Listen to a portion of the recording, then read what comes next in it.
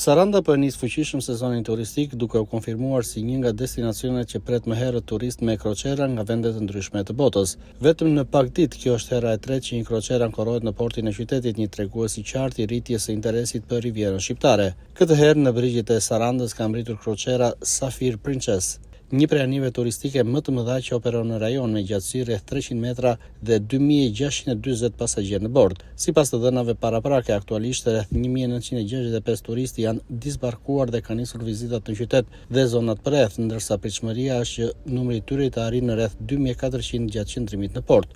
Turistët po orientohen drejt pikave kryesore turistike si qendra e qytetit, parku arkeologjik i Butrindit, syri i kaltër dhe plazhet përgjatë Rivierës. Kjo kroqer është pjesë e një turi në pellgun e Mesdheut që përfshin disa nga destinacionet më të njohura turistike si Greqia, Italia, Kroacia, Malizi dhe Shqipëria, duke përfshirë Sarandën në një itinerar të rëndësishëm ndërkombëtar turistik. Autoritetet portuale dhe operatorët turistik e konsiderojnë këtë një sinjal shumë pozitiv për sezonin veror, pasi fluksi i hershëm i kroqerave pritet të ndikojë drejt për së drejti në rritjen e ekonomisë lokale, duke gjallëruar sektorin e shërbimeve, turizmit dhe tregtisë.